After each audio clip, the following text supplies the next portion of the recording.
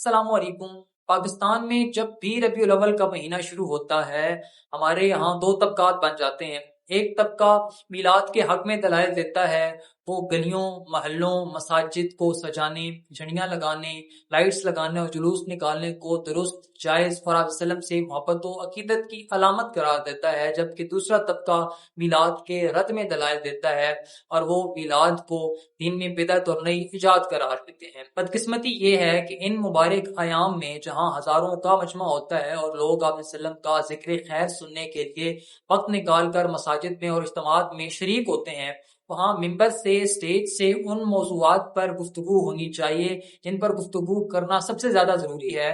ہمارے معاشرے میں آپ دیکھیں کہ ہماری یوتھ ڈرگز کا شکار ہو رہی ہے، ہمارے معاشرے میں انجسٹس ہے، وائلنس ہے، سوشل وائلنس ہے، پولیٹیکل وائلنس ہے، ریلیجیس وائلنس ہے۔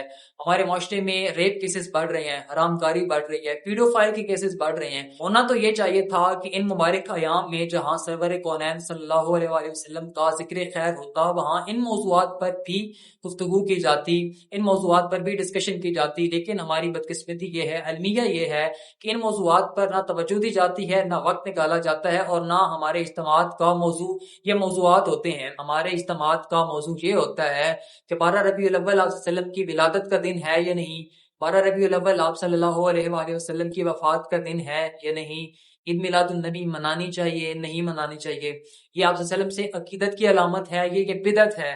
ہمارے موضوعات یہ ہوتے ہیں۔ پچھلے کم از کم 1000 سال سے میلاد ایک کنٹروورشل موضوع رہا ہے، اس پہ ہزاروں بکس لکھی جا چکی ہیں اس کے حق میں اور اس کے رد میں، آج تک یہ کنٹروورشل ہے، اسی پہ ڈیبیٹس ہوتی ہیں۔ ہونا تو یہ چاہیے کہ آپ جس بھی سیکٹ سے تعلق رکھتے ہیں آپ اس کو فالو کریں۔ اگر آپ کے سیکٹ میں عید میلاد النبی منانا جائز ہے تو آپ ضرور منائیں، خوشی سے منائیں۔ اگر آپ کے سیکٹ میں یہ منانا جائز نہیں ہے تو آپ نہ منائیں، لیکن اپنے اجتماعات کے جو موضوعات ہیں وہ ایسے موضوعات رکھیں جو اب سوسائٹی کو، معاشرے کو اور ہمارے یوتھ کو، لوگوں کی ضرورت ہے۔ بہت شکریہ۔